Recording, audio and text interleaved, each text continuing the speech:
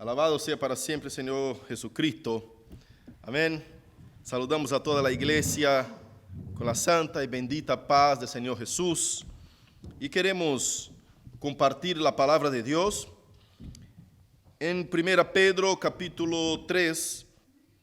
1 de Pedro capítulo 3, desde el versículo 8 hasta el 17. Estamos siguiendo la secuencia de prédicas expositivas. El gran desafío de predicar expositivamente es que nosotros no elegimos un asunto a predicar, nosotros seguimos lo que la Biblia dice en su texto hasta agotar todo el capítulo. Entonces, lo que nos toca explicar y exponer son los versículos siguientes de la exposición bíblica. Eso es predicar expositivamente, que no nos deja sacar del hilo y ni tampoco nos deja ir para un asunto que no tiene nada que ver con la escritura, como poner un tema y agregar textos bíblicos para apoyar un tema que el pastor ha elegido para predicar. No, nosotros tenemos la responsabilidad de leer el texto bíblico y nos toca explicar ese texto como el texto ha sido escrito y ha sido la intención del autor y la intención del Espíritu Santo en ministrar a nuestros corazones. Amén. Así que es siempre un desafío. No es igualmente fácil exponer nunca la palabra de Dios, pero predicar expositivamente siempre es un desafío más fuerte todavía. Por ejemplo, el culto de hoy vamos a hablar del cuarto punto acerca de las sumisiones y varias otras cosas que vamos a hablar que Pedro desarrolla en su epístola. Pero el domingo siguiente vamos a hablar de una intrigante pregunta que siempre la iglesia ha tenido, ¿no? Y hay mucha gente que tiene dudas acerca de esa pregunta. ¿Jesucristo ha ido al infierno después de su muerte? ¿No? ¿Descendió Cristo al infierno? Es un texto bastante complejo, un texto que es muy interesante discutir y debatir. Eso vamos a estar trabajando el domingo siguiente. Entonces no es que elijo un texto, el texto es la secuencia de la epístola y nos toca sí o sí exponer el texto y enfrentar la complejidad del texto y entrar en los desafíos, en oración, en estudio, en búsqueda, en pedir a la guía del Espíritu Santo para poder ser fiel a la exposición de esa porción de la Escritura. Así que esos son los desafíos de predicar expositivamente. Hoy estamos en 1 de Pedro capítulo 3, versículos 8 hasta el 17. Y yo quiero leer el texto y después empezamos con una breve introducción. Amén. Capítulo 3, versículos 8 hasta el 17. Dice así la palabra de Dios. Finalmente, sed todos de un mismo sentir, compasivos, amándoos fraternalmente, misericordiosos, amigables, no devolviendo mal por mal, ni maldición por maldición, sino por el contrario, bendiciendo, sabiendo que fuisteis llamados para que heredaseis bendición. Porque el que quiere amar la vida y ver días buenos, refrene su lengua del mal, y sus labios no hablen engaño. Apártese del mal y haga el bien. Busque la paz y sígala, porque los ojos del Señor están sobre los justos y sus oídos atentos a sus oraciones. Pero el rostro del Señor será contra aquellos que hacen el mal. ¿Quién es aquel que os podrá hacer daño? Si vosotros seguís el bien. ¿Está grabando ya? Amén. Mas también si alguna cosa padecéis por causa de la justicia, bienaventurados sois. Por tanto, no os amedrentéis por temor de ellos, ni os conturbéis. Sino santificad a Dios el Señor en vuestros corazones y estad siempre preparados para presentar defensa con mansedumbre y reverencia ante todo el que os demande razón de la esperanza que hay en vosotros, teniendo buena conciencia para que en lo que murmuran de vosotros como de malhechores, sean avergonzados los que calumnian vuestra buena conducta en Cristo. Porque mejor es que padezcáis haciendo el bien, si la voluntad de Dios así lo quiere, que haciendo el mal. Aleluya. Cerremos nuestros ojos y oremos. Querido Dios, te pedimos misericordia, Santo Espíritu Santo de Dios. Te pedimos porque necesitamos de ti, Señor, para exponer tu verdad y tu palabra de forma fiel.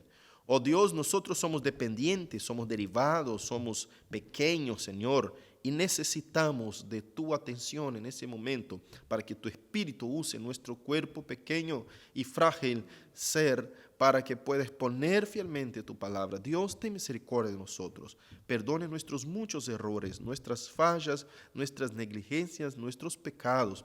Por favor, y ayúdenos a hablar con tu iglesia, tu voluntad para ese tiempo. En nombre de Jesús. Amén y amén. Aleluya. Gloria a Dios.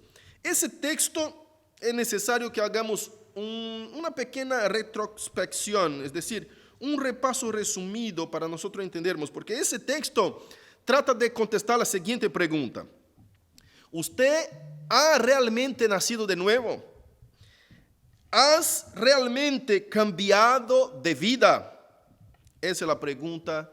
Esa pregunta es muy, pero muy importante acerca de tu vida. Nosotros muchas veces encontramos personas cuando empezamos la evangelización acá en Buenos Aires y algunos se identifican como creyentes, como cristianos, y nosotros a veces le hacemos preguntas que desafían sus adentros, ¿no? Decimos, ¿usted puede resumirme el evangelio con pocas palabras? Y a veces la persona no sabe. ¿De qué fuiste salvado? ¿Cuál fue el proceso de salvación? ¿Qué es lo que pasó en tu vida cuando fuiste salvado? ¿Qué es lo que evidencia tu salvación, tu nuevo nacimiento? Y muchas personas no saben responder esa pregunta. Quizás usted que me escucha es una de esas personas que tiene problemas en contestar esa pregunta. ¿Qué es lo que me identifica como nuevo nacido? ¿Cuál diagnóstico uno puede sacar de mí para decir, este realmente demuestra frutos de nuevo nacimiento? A veces tenemos esas preguntas que llegan a nuestros adentros y nosotros tenemos que estar preparados, como dice el texto, para contestar. Y esta es la pregunta que te hago en esta mañana. ¿Has realmente cambiado de vida?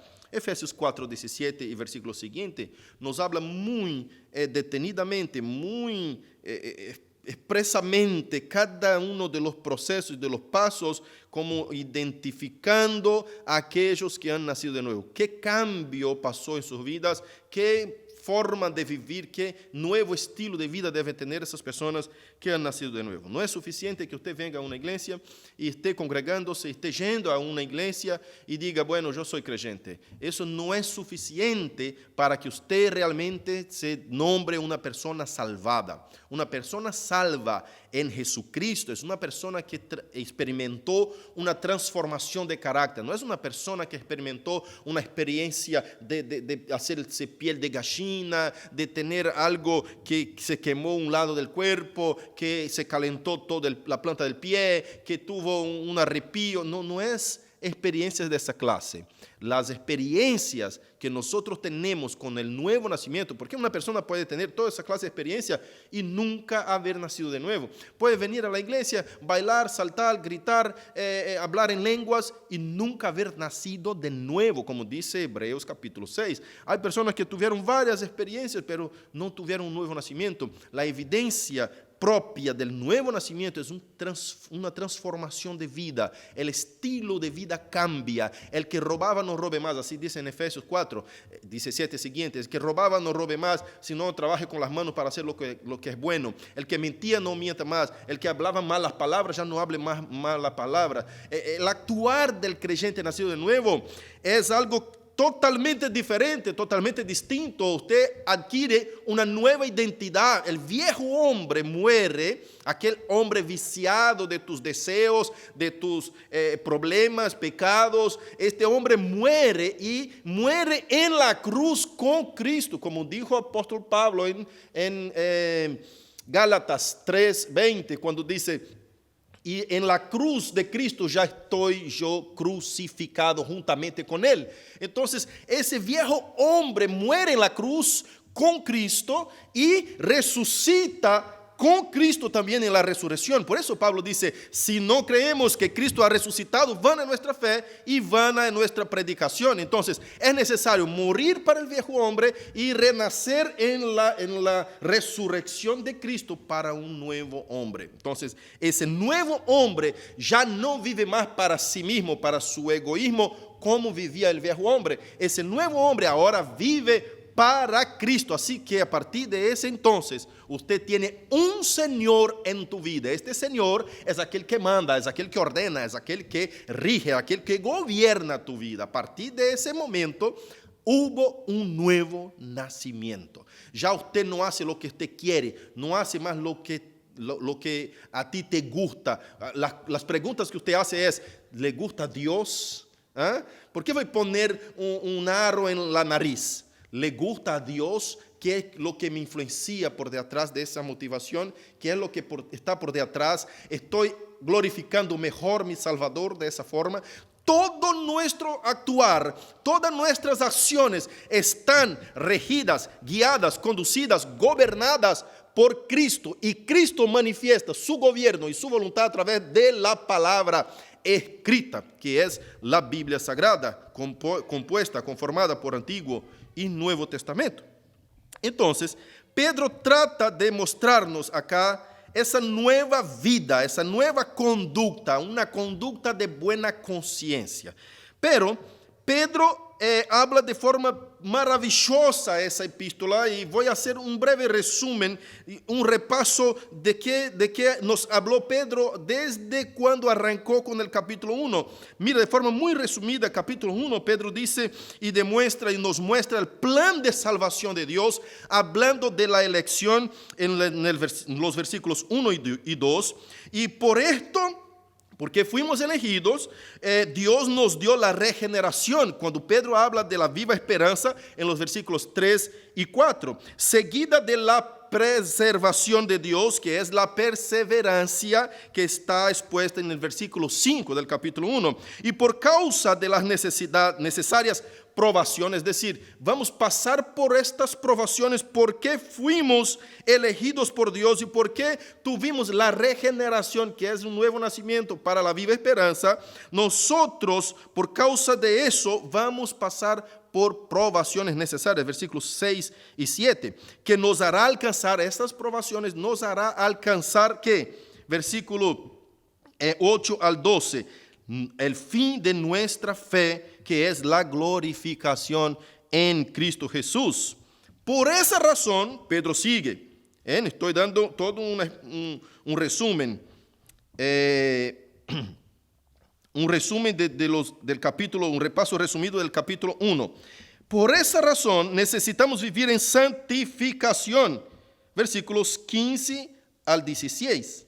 Y esa santificación implica en qué? En obediencia. Versículo 14 y versículo 22 también habla de la obediencia. Y esa obediencia es debida al hecho de que hemos renacido de simiente incorruptible. Versículo 23, si usted puede mirar, desde los versículos 13 al 24, cierra el capítulo 1 diciendo que esta obediencia es debida al hecho de que hemos renacido de una simiente incorruptible. Si usted ha renacido de una simiente incorruptible, la obediencia es el fruto primordial, es la evidencia primaria de que usted realmente está cumpliendo, probaste, experimentaste y está cumpliendo el nuevo nacimiento y que es descendente de una simiente incorruptible. Llegamos al capítulo 2 con una pregunta. ¿Cómo es vivir esta santificación en la práctica? Y Pedro trata de contestar eso. Primero, él dice 3 aspectos. En primer lugar, desechando al viejo hombre. Versículo 1, nosotros ya hablamos en el inicio. Versículo 1 dice, desechando al viejo hombre. Si no, mira cómo dice él. Dice así, desechando pues toda malicia, todo engaño, hipocresía, envidias y todas las detracciones. Está hablando del viejo hombre. Y segunda cosa, deseando la palabra como niños recién nacidos. Versículos 2 y 3. Haciéndose uno con Cristo al convertirnos en piedras vivas.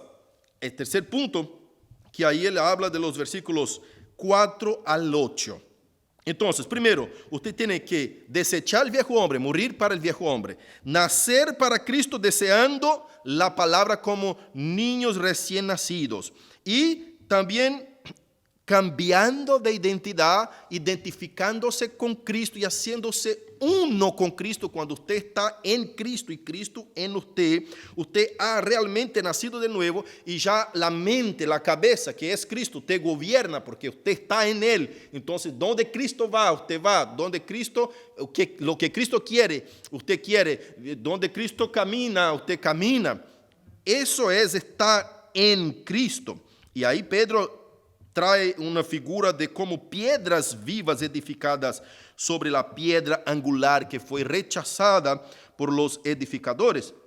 Y a causa de nuestra nueva identidad, Pedro sigue, que ahora ya somos linaje escogido, real sacerdocio, nación santa, pueblo adquirido por Dios, versículos 9 y 10, debemos recordar siempre de nuestra vida terrenal como extranjeros y peregrinos, versículo 11 del capítulo 2. Entonces Pedro dice, mira, ustedes ya sois linaje escogida, real sacerdocio, nación santa, pueblo adquirido por Dios, ya sois.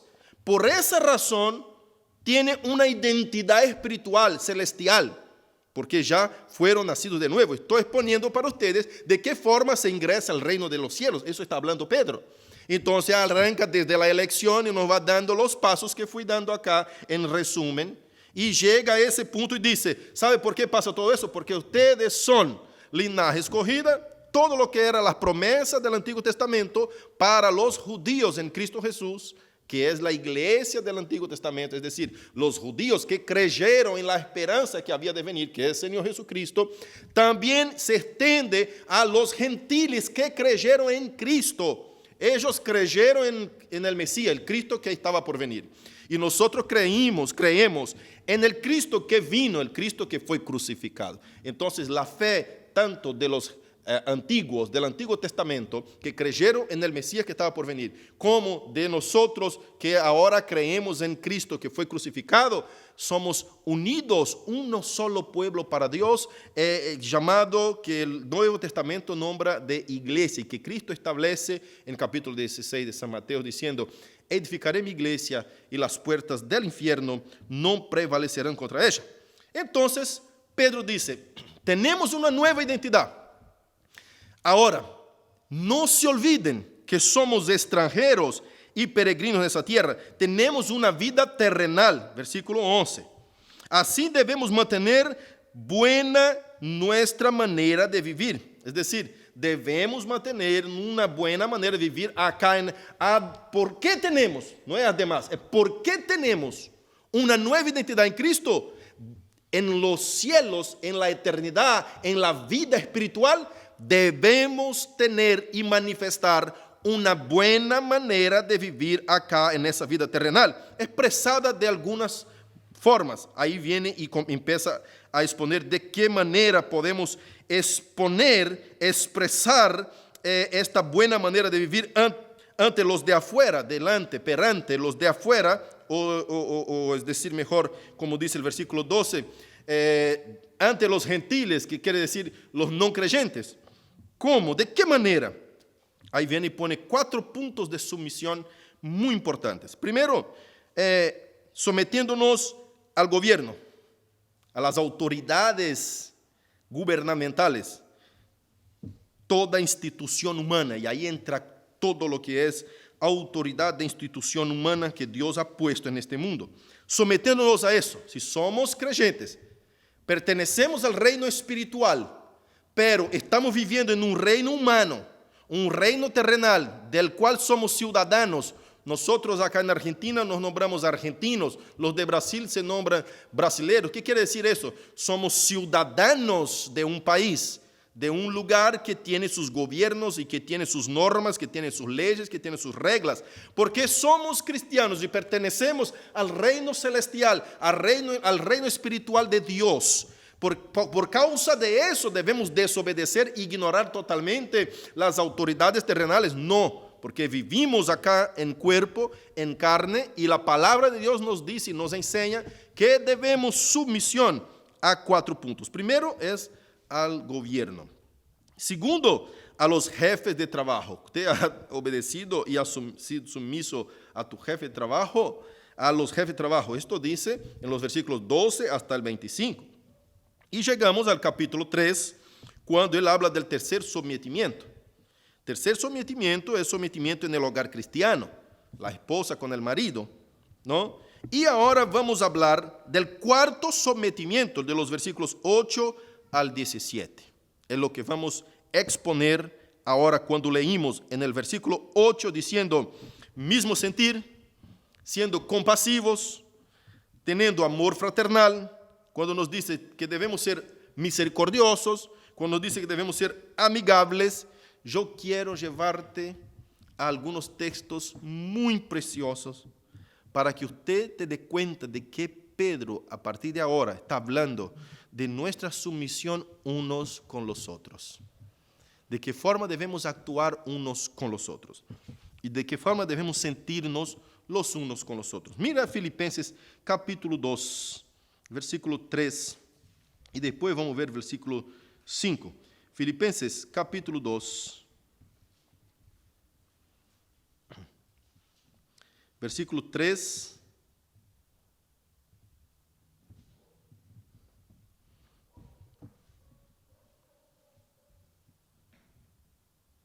Amén.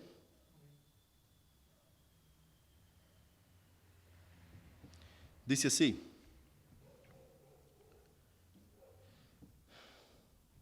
Tengo una falla acá en la búsqueda.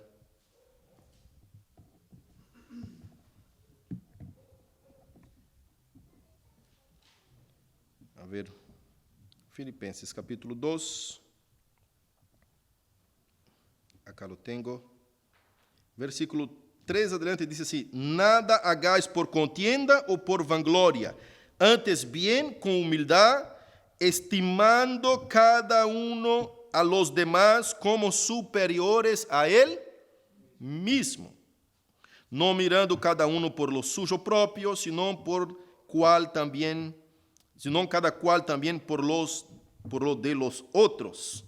Ahí viene el versículo 5, mira qué hermoso. Haya pues en vosotros este sentir que hubo también en Cristo Jesús, el cual siendo en forma de Dios, no estimó el ser igual a Dios como cosa a que aferrarse, sino que se despojó a sí mismo, tomando forma de siervo, hecho semejante a los hombres, y estando en la condición de hombre, se humilló a sí mismo, haciéndose obediente hasta la muerte y muerte de cruz. El mejor ejemplo que tenemos es Jesucristo, porque Él es Dios, y Él descendió del cielo, dejando toda su honra y su gloria de Dios. Y no únicamente se hizo como hombres, sino que se hizo el menor de los hombres. Fue despreciado, fue desechado, fue escupido, fue deshonrado. Imagínate que usted tiene poder de volverse un perro. Vamos a hacer una comparación bien sencilla. Y usted se vuelve un perro porque usted dice, tengo que convertirme en un perro para enseñar a mi perro cómo debe portarse. Ese perro porta re mal. Ese perro, yo le digo las cosas, él no me obedece. Yo me voy a convertir a perro, voy a hablar el lenguaje de los perros para enseñar a ese perro cómo debe portarse como perro. Y usted hace ahí un truco y se transforma en un perro. Y empieza a enseñar a ese perro, porque usted tiene una mente superior al perro. Usted sabe qué es lo que los adultos, lo que las personas les gusta en un perro para tratarlo bien. Y usted desciende de tu posición de hombre, de persona, de ser humano, y se convierte a un perro para enseñar a los perros cómo les gusta a los seres humanos que los perros se porten. Entonces usted empieza a hablar el lenguaje de los perros, ¿no? Y empieza a decirle cómo es que se debe portar. Mira, cuando se tira la comida, cuando se pone la comida, el dueño quiere que usted espere un cachito antes de avanzar. Entonces todos los perros, con todas las enseñanzas que usted, convertido en perro, empieza a darle, los perros se juntan y dicen, ese tipo está loco. Ese perro es el peor de los perros que ya vimos. ¿Cómo tiene semejantes ideas, semejantes conceptos? ¿Cómo puede decir esas cosas si él nunca fue un ser humano? Imagínate cómo nosotros víamos a Jesucristo y hacíamos lo mismo, ¿no? Pensando que Jesús no era Dios y decir, ¿cómo este no es hijo de María y José? ¿Esos no son sus hermanos, aquellos 4 que andan por ahí, andando en la barquita pescando? ¿Quién piensa que es ese hombre para decirnos semejante cosa? Y Jesús tenía una superior identidad, un superior conocimiento, una mente elevadísima. Y podría Jesucristo haber rechazado toda nuestra ignorancia, poder habido dado palabras duras a nosotros para que nosotros pudiéramos comprender lo que Él estaba queriendo decir, pero Jesús no hizo nada de eso. ¿Qué hizo Jesucristo? Se humilló. Entonces todos los otros perros se unieron en contra de usted. Te agarraron, te dieron una paliza, una buena paliza. Y como si fuera poco, usted siguió diciendo lo mismo, porque usted tenía compromiso y tenía la misión de hacer con que las mentes de los perros se convirtiera a una mente conocedora de lo que a los seres humanos les gusta. Y fue poco, porque usted siguió predicando lo que era tu misión. Y los perros todos avanzaron, te agarraron, te mataron. Y usted como un perro podía decir, pará, yo soy un ser humano, yo me convertí en perro para decirle la verdad. Usted no se dieron cuenta, usted no hizo eso. Usted aceptó ser muerto por los perros. Usted, si pudiera tener ese poder, convertirse en un perro y enseñar a los perros, y si eso te pasara, ¿será que usted caminaría mudo para el matadero? ¿O usted gritaría y saltaría y se convertiría de vuelta en un hombre y decía, yo soy un hombre? Jesús soportó toda la muerte, se hizo más chico que nosotros. Si Dios, siendo Dios, si Jesucristo, siendo Dios, se hizo menor que nosotros, ¿quiénes somos nosotros, seres humanos débiles y pequeños, para pensar o para agrandarnos, elevándonos arriba de los demás? ¿Quiénes somos nosotros para pensar que somos mayores, más grandes que los demás? ¿Cómo nosotros no poderíamos humillarnos y someternos a los demás, tener el otro como superior a nosotros mismos? Qué difícil trabajo, qué difícil misión, qué difícil es ese concepto de mirar al otro como superior a nosotros mismos. Qué orgullo que tenemos en nuestro corazón, qué forma difícil de actuar, ¿No parece, a ti no te parece que es decir como uno llega enseñándote y usted como ya lo sabe, no se va a dejar enseñar, ¿no? Eso a veces pasa con muchas personas. Yo contacto con muchas personas y a veces pasa conmigo también, ¿no? Algunas personas me quieren enseñar algo que yo ya sé y mi arrogancia quiere decir, no hace falta porque eso ya sé.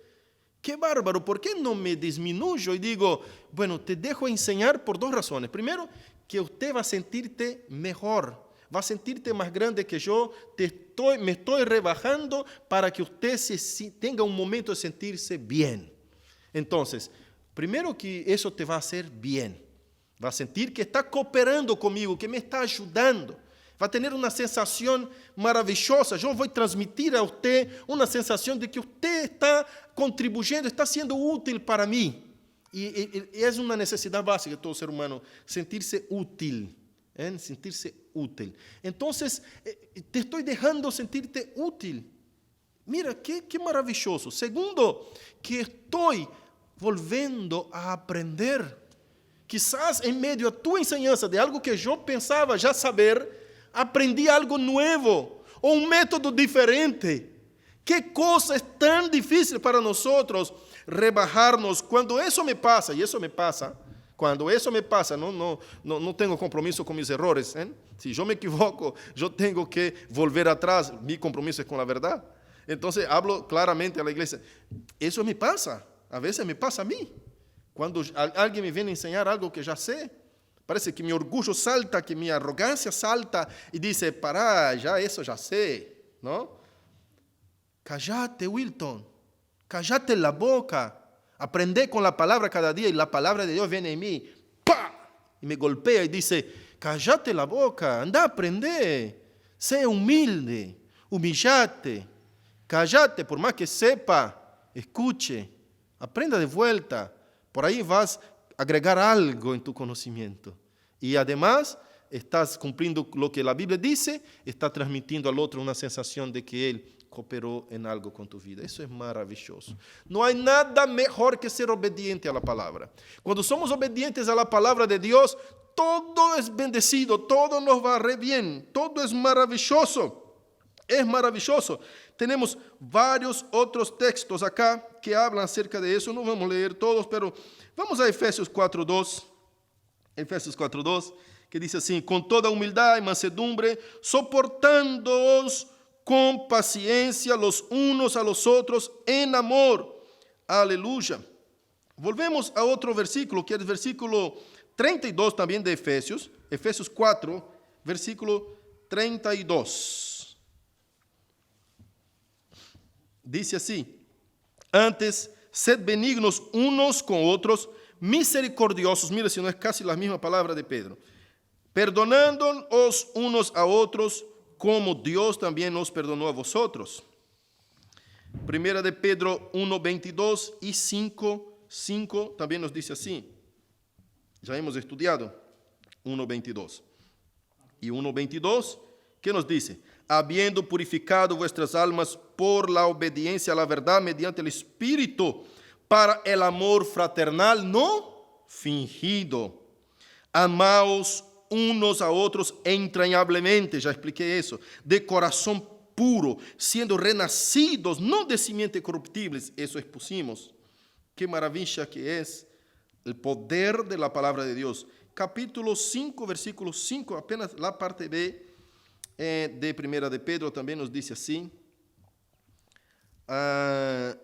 Sumisos unos a otros, revestidos de humildad, porque Dios resiste a los soberbios y da gracia a los humildes. Qué dura cosa, qué dura palabra, ¿no? Dice la Biblia, si Dios es por nosotros, ¿quién contra nosotros? Ahora, si dice la Biblia, si Dios contra nosotros, ¿quién será por nosotros? Dios resiste a un orgulloso. Dios está en contra del orgulloso. ¿Quién está contigo? ¿Quién estará contigo cuando Dios está en contra?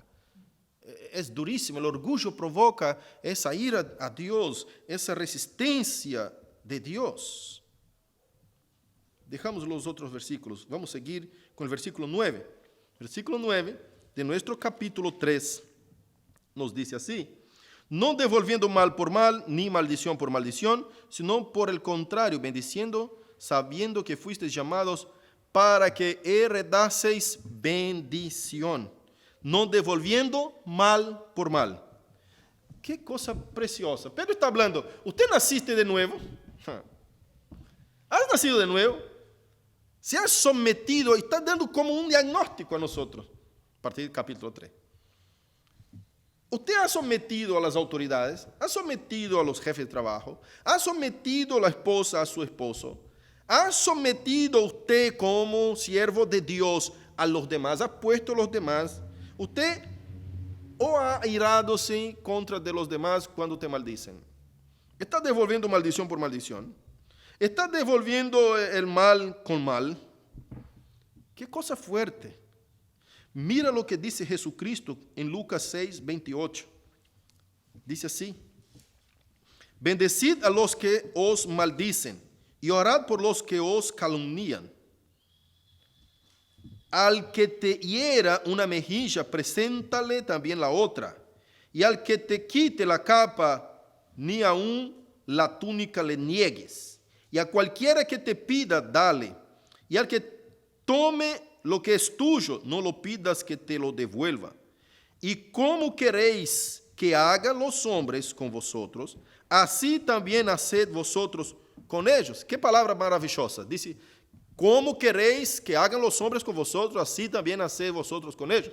No dice, como te tratan los hombres, así trate los demás. Trate los demás como sos tratado. Es lo que queremos hacer, ¿no? Si usted va a un negocio, a un lugar en donde recibió un maltrato, no le abre una risa, usted le devuelve maltrato. ¿Es así que estamos haciendo como cristianos? Estamos mal. Ay, Dios, estamos mal. Ay, cómo la palabra nos corrige. ¿Cómo nos da la palabra? ¿Cómo nos da? Si alguien te trata mal, usted tiene que abrir una risa y tratar bien. Eso es lo que está diciendo. Eso es lo que está diciendo la palabra de Dios. Si alguien te obliga a hacer una cosa que usted no quiere, haz dos. Ay, Señor, qué maravilloso. ¿Sos creyente o no sos creyente? ¿Actúas como cristiano? Esas identificaciones, ese diagnóstico puede ser sacado de ti y mostrar la identidad que refleja el carácter de Cristo. ¿O todavía necesitas nacer de nuevo?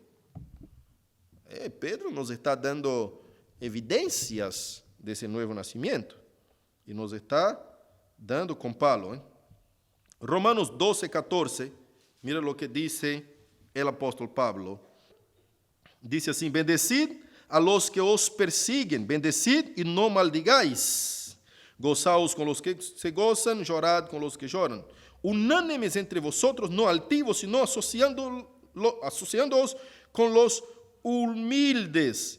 No seáis sabios a vuestra propia opinión. No paguéis a nadie mal por... Da una risa a aquel que te trató mal. ¿Usted quiere ser tratado como él te trató? ¿O usted quiere ser tratado como usted está tratando? Siempre cuando nosotros somos maltratados y le devolvemos un buen trato, el buen trato suele romper el maltrato. Y a la persona que te trató mal ya cambia un poco. Eso ya ablanda un poco su corazón. Y ella ya te mira de forma diferente. Para que le traté re mal y me dio una risa. Le traté re mal de vuelta y me contestó con buenas palabras. No es una persona que yo deba tratar mal.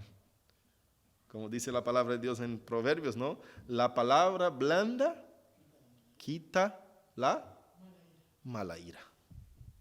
Es así. Y viene Pablo de vuelta y dice: no paguéis a nadie mal por mal, procurad lo bueno delante de todos los hombres, si es posible, en cuanto dependa de vosotros, estad en paz con todos los hombres. No os venguéis a sí mismos. Ahí viene un montón de enseñanzas que demuestran el carácter cristiano, pero no estamos estudiando Romanos, sino que Pedro. Regresamos acá a nuestro texto.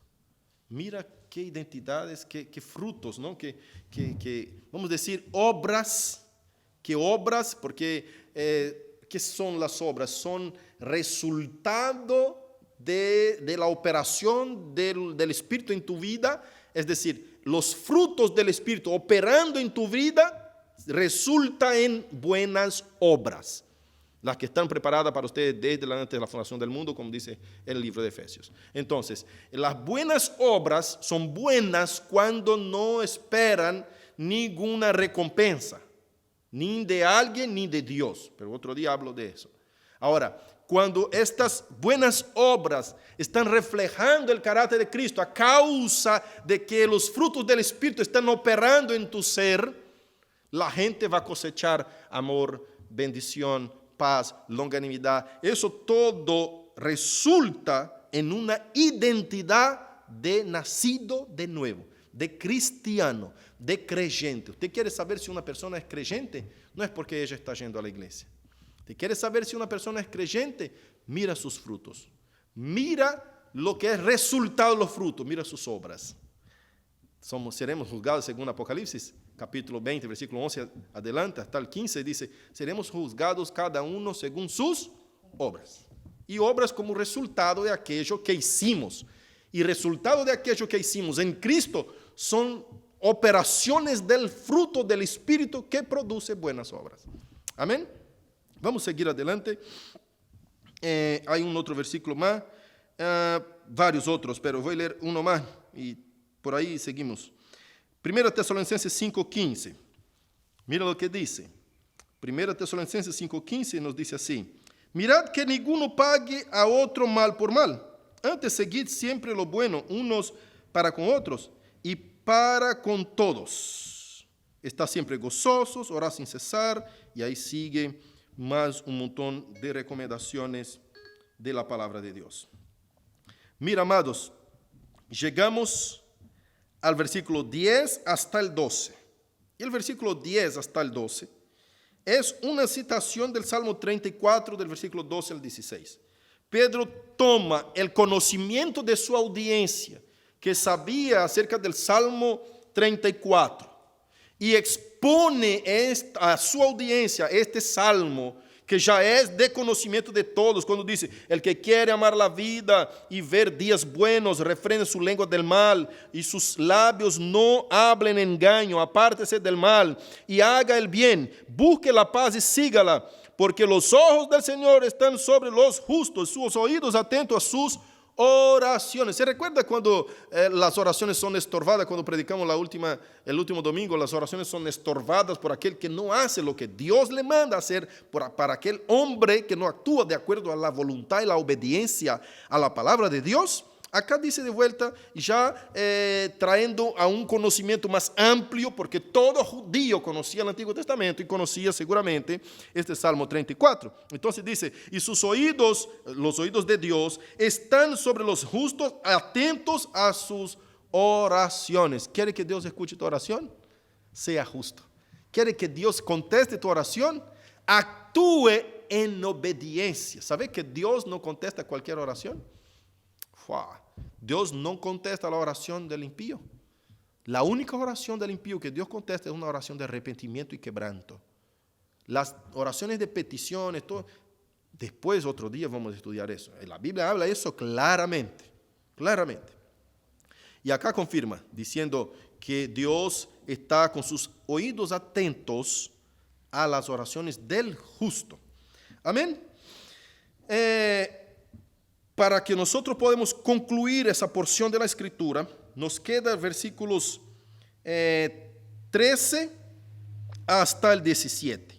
Y les voy a dar lo que Pedro trata de enseñar acá, a causa de esa nueva manera de vivir. Es decir, a causa de esa transformación, de ese proceso, de esa identidad que recién él ha demostrado en esos versículos anteriores. Él dice, usted tiene que estar dispuesto a tres cosas. Primera, sufrir. Segunda, sufrir por el Evangelio. Sufrir por amor a la justicia. Sufrir por amor a la verdad. Segunda cosa, defender la fe. Defender la doctrina bíblica. Defender la verdad del Evangelio. Y tercera cosa, testificar de ese nuevo nacimiento. Testificar de ese Evangelio. De forma resumida, vamos a hablar del sufrimiento. El sufrimiento es inherente a todo ser humano, pero el creyente tiene un sufrimiento aparte, tiene un sufrimiento a más. El creyente sufre por amar a la justicia. El creyente sufre por amar a la verdad. Los que aman a la mentira están ciertamente en contra y en persecución de los creyentes, porque el creyente no puede asociarse con la mentira. El creyente ama la justicia. El que ama a la injusticia está opuestamente peleando contra el creyente, porque el creyente ama la justicia. El creyente no puede amar a la injusticia. Si usted se identifica como creyente y ama a la injusticia, es necesario nacer de nuevo. Todavía no es creyente.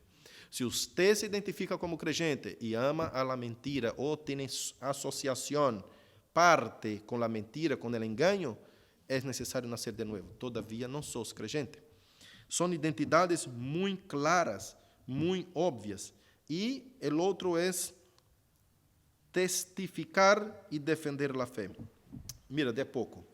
Sufrir por amor al Evangelio es defender las verdades del Evangelio. Están las tres cosas muy conectadas, muy unidas. Entonces, cuando yo estoy dispuesto a sufrir por amor al Evangelio, ciertamente estoy defendiendo la verdad del Evangelio. Ciertamente estoy preparándome. Mira el versículo 15. Mira el versículo 15, que habla de defender la fe. Y ese defender la fe implica en preparo, en prepararse, en estudiar. Hay personas que dicen que la letra mata, pero el espíritu vivifica. en contra del estudio de la teología. Escuche una cosa. Cuando una persona dice la letra mata, pero el espíritu vivifica, poniendo una excusa para no estudiar teología, esa persona está escupiendo en el plato que ha comido. Porque en primer lugar, el texto no está hablando de que la letra sea estudios. Está diciendo que la letra es la ley del Antiguo Testamento. Porque en Romanos 8, 1 adelante, dice, porque el Espíritu de vida nos ha librado de la ley del Espíritu y vida nos ha librado de la ley de pecado y muerte. Entonces, cuando nosotros miramos hacia Romanos, entendemos que la ley mata porque el alma que peca, esa morirá. Entonces, cuando uno pecaba en contra de Dios, tenía que morir por la condenación de su error. Por eso la ley mata, la palabra, la letra mata. Y la letra respecta a lo que es la ley. Es únicamente leer el contexto del mismo libro que habla acerca de que la ley mata y el Espíritu vivifica. Y cuando el mismo Pablo que está hablando de eso, el Espíritu vivifica porque es el Espíritu es Cristo y Cristo nos trae la vida. La ley del Espíritu y vida, que es la gracia, que es el Evangelio, que es la salvación, perdona al alma pecadora. Ahí está la diferencia. Entonces no tiene nada que ver, está totalmente desubicado el que dice, no voy a estudiar teología porque la ley mata, la letra mata y el Espíritu vivifica. Dios mío, y en segundo lugar está escupiendo en el plato que comió, porque la Biblia que trae en tu idioma es resultado de aquellos estudiosos que se dedicaron al estudio de teología a una lengua hebraica y griega, a una lengua original para traducirla fielmente a tu idioma. Usted tiene la Biblia en tu idioma y la puede leer por el trabajo de aquellos que se dedicaron profundamente al estudio teológico. Usted tiene libros para leer, usted tiene prédicas, porque por el trabajo de aquellos que han estudiado, que han dado sus vidas para construir toda la historia de la iglesia. Son siervos de Dios, como dice el capítulo 11 de Hebreos, el listado de todos los héroes de la fe. Todos los hombres que se entregaron, que dieron sus vidas, que fueron aserrados al medio. Hombres que fueron ahorcados sin ver todavía la bendición, pero por causa de ellos, nosotros subimos en sus hombros y pudimos ver más adelante. Esos son hombres que dieron sus vidas con su sangre para cimentar el camino de la vida eterna y del conocimiento de la revelación divina del Señor. Dios mismo los ha llamado para esto. Entonces, son esas dos razones muy obvias de por qué está totalmente equivocado el que dice no se prepare, no estudie, es solo la Escritura y no entiende ni siquiera qué significa solo la Escritura, que no tiene nada que ver con eso tampoco. Solo la Escritura es un principio que dice la autoridad máxima, suprema de la iglesia es la Biblia, es la palabra de Dios. No está sobre un hombre, no está sobre el Papa, no está sobre nadie, está sobre la palabra de Dios. Solo la Escritura no dice usted tiene que leer solo la Biblia, no tiene nada que ver, es otro error, es otro equívoco, ¿no? Y yo hablo eso porque he escuchado algunos pastores que dicen eso. Con todo respeto, mis amigos pastores, dedíquense al estudio de la palabra y no digan más esas cosas, porque eso está totalmente fuera de su contexto. Entonces, para que nosotros podamos entender mejor, la palabra dice que debemos estar aptos, preparados para defender. Versículo 15, mira conmigo. Versículo 15 dice así, teniendo buena conciencia, versículo 15, perdón, sino santificad a Dios el Señor en vuestros corazones, y estad siempre preparados para presentar, estad siempre, me encanta ese versículo, estad siempre preparados para presentar defensa con mansedumbre, todo el contenido, el contexto que habló antes, con mansedumbre y reverencia, sometiéndose siempre al otro. No es presentar una defensa burlando del otro, poniéndole abajo de tus pies, poniéndose superior a él. No. Presentar defensa, no debe dejar de presentar la defensa. Entonces uno dice, ¿cómo debo ponerme inferior al otro, teniendo siempre como superior? Nunca voy a presentar una defensa, entonces no puedo. ¿Eso me restringe de presentar una defensa del verdadero evangelio? No. Mira la conclusión de Pedro. Dice, usted puede presentarse de forma mansa, reverente, defendiendo la fe doctrinal verdadera. Y ahí dice, ante todo el que os demande razón de la esperanza que hay en vosotros. Está preparado, estudie, prepárate, dedica tiempo, abre la Biblia y profundiza, no quede en la superficie de las aguas, zambuche, va a lo profundo, busque los tesoros más preciosos que siempre están los más escondidos. Dice la palabra de Dios que el ocultar es de Dios, el descubrir es de los hombres. Y Dios dio a los hombres esa gracia de poder escudriñar, profundizar. Escuche, y cerramos con eso. Si alguien te pregunta, ¿usted puede resumir la fe cristiana en pocas palabras? Si alguien te quiere saber cómo se resume la fe cristiana en pocas palabras, ¿usted puede decir eso? ¿Usted le puede decir? ¿Alguien puede entender el Evangelio de forma resumida de cómo usted fue salvado y cómo Dios salva a una persona pecadora, una persona sin esperanza? ¿Puedes resumir eso? Yo quiero leer 2 versículos que dan soporte a eso.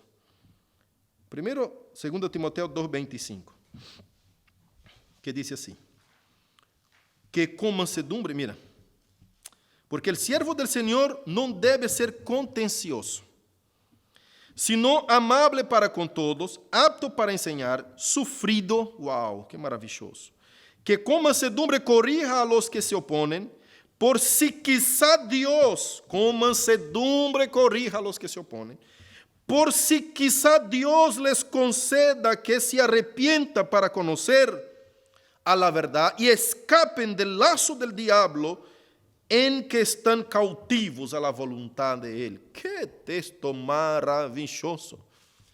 Predique la palabra fielmente, defenda la fe vehementemente, con toda la intrepidez que Dios te ha dado, pero con mansedumbre también, con humildad también, siendo amable, no contencioso. Tiene que ser apto para enseñar, apto, preparado, estudiado, sufrido. No piense que es fácil. Va a pasar por muchas aflicciones, persecuciones que Pedro nos muestra muchas veces acerca del sufrimiento en esa epístola. Va a ser un hombre sufrido, pero tiene que saber contestar las verdades del Evangelio, las verdades bíblicas, sin salir ni para la derecha ni para la izquierda. Y yo voy a darte 4 indicaciones breves para que usted sepa contestar. Si usted dice, pastor, yo no sé contestar eso, te digo que tenés que estudiar. Tienes que prepararte. Por eso las personas para ser miembros de la iglesia presbiteriana tienen que pasar por una clase de 6 meses llamada catecúmenos.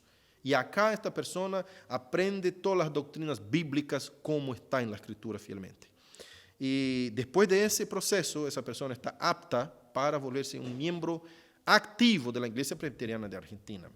¿Qué es lo que pasa?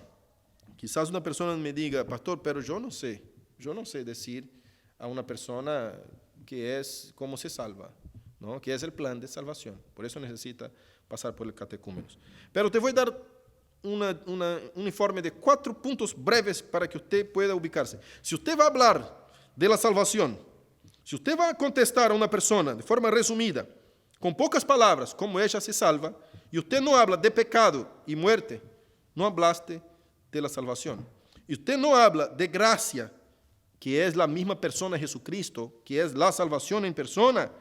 Y si usted no hablaste del medio con que la persona llega a la gracia, que es la fe, y si usted no hablaste de las evidencias de que una persona demuestra que fue nacida de nuevo, que serían los frutos u buenas obras, como está en Efesios 2:8, por gracia sois salvos por medio de la fe, y eso no de vosotros, es don de Dios. Si usted no habló esos 4 puntos, brevemente, no hablaste del plan de salvación de Dios. Falta aprender y falta estudiar. Por eso Pedro dice, esté dispuesto a aprender.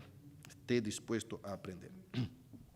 Y cerrando, los últimos dos versículos, versículos 16 y 17, él habla de testificar, el testimonio de su conciencia.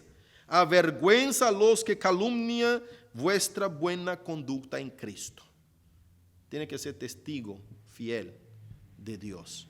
El testigo fiel es aquel que obedece a la palabra, aquel que demuestra en sus hechos todo lo que predica, todo lo que aprende, todo lo que enseña.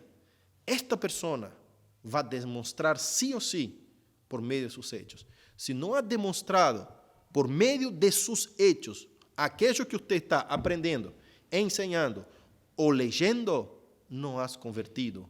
Quizás esté convencido, pero no convertido.